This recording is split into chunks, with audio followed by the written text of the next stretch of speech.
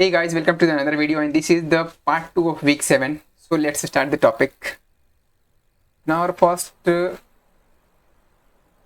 state management tool is basically Context API in React. Context API is a feature in the React that provide a way to share the values like props between the components without explicitly passing them through the each level of component tree, allowing data to be accessed by component at any level without the need to pass it through the intermediate component. तो ये कहना चाहता है कि मान लो कि यहाँ पे एग्जांपल मैं दिखाता हूँ। मैं यहाँ पे कोई डेटा बना रहा हूँ, इसे मैं एक्सेस कर सकता हूँ without passing to any prop. जो भी चाइल्ड कंपोनेंट है मैं इसमें अगर पास नहीं करूँगा तो भी मैं यहाँ पे एक्सेस कर सकता हूँ। फिर मुझे यहाँ पे अगर कोई चेंज करना पड़ा बाय द वे डेटा में, तो मैं यहाँ पे चेंज करूँगा और फिर भी मैं एक्सेस कर पाऊंगा। मुझे चाइल्ड कंपोनेंट में उसे पास करने की कोई ज़रूरत नहीं है। तो ये तुम्हारा कॉन्टेक्स्ट एपीआई प्रोवाइड करता है। थोड़ा सा इसमें देखते हैं कौन कौन से टर्म होते हैं जो यूजफुल होते हैं। पहला तो तुम्हारा क्रिएट कॉन्टेक्स्ट।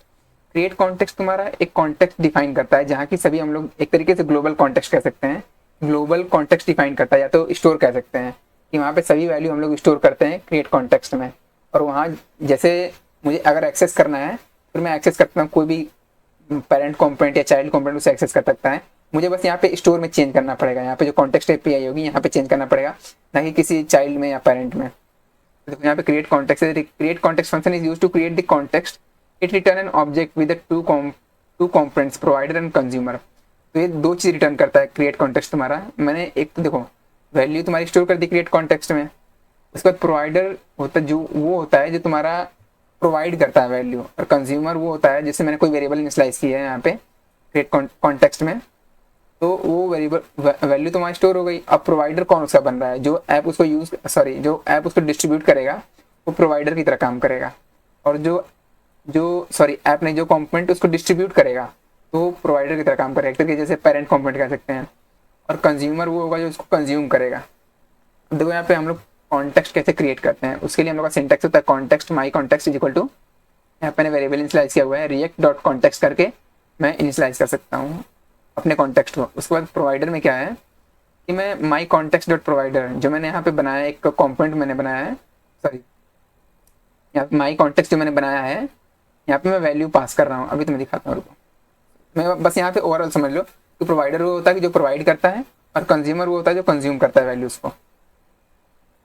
अब आते हैं हम लोग इसका प्रैक्टिकल एग्जाम्पल देखने के लिए कि कॉन्टेक्स्ट एपीआई जो होता है उसे हम लोग यूज कैसे करते हैं।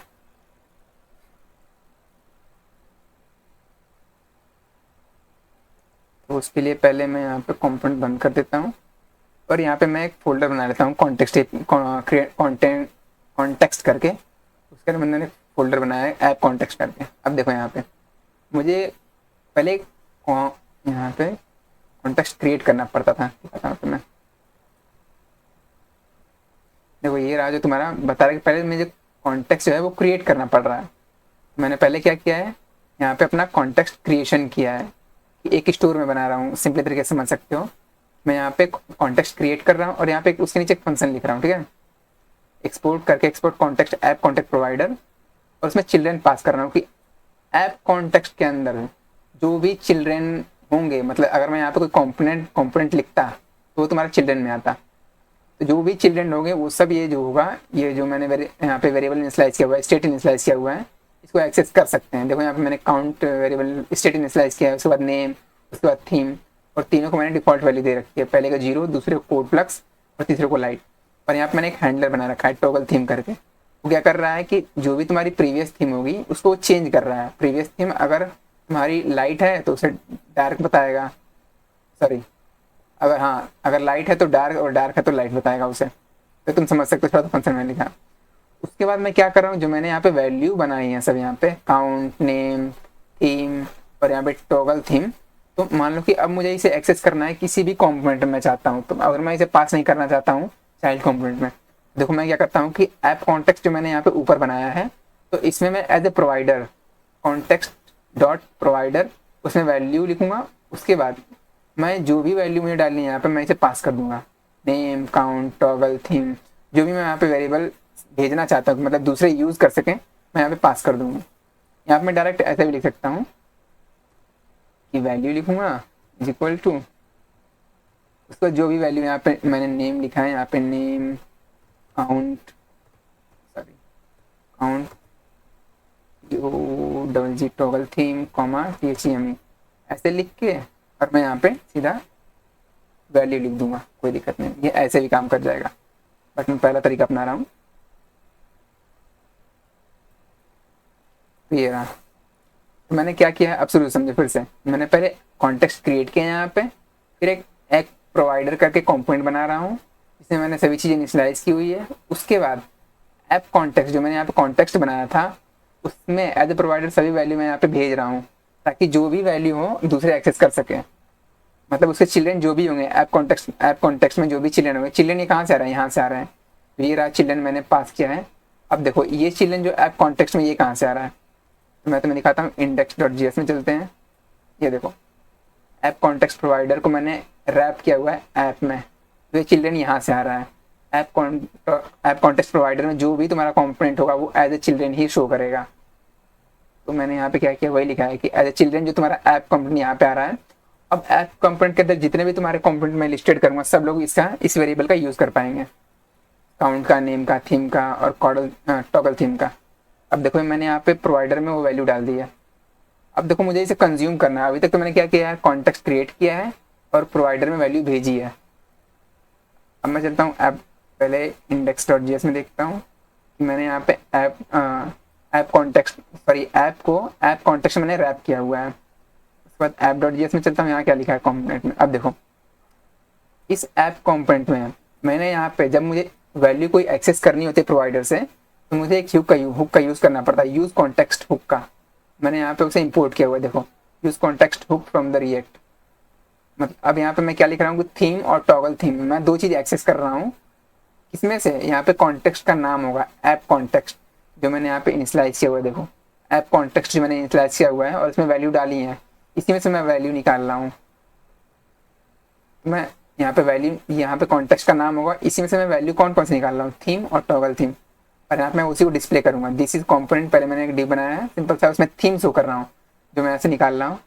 उसके बाद एक मैंने बटन बनाया, जैसे मैं बटन पर क्लिक करूँगा तो टॉगल थीम, मतलब जो भी तुम्हारी थीम होगी, अगर डार्क होगी तो लाइट कर देगा, लाइट होगी तो डार्क कर देगा। एक्चुअली थीम नहीं करेगा, बस वो टेक्स्ट चेंज करेगा।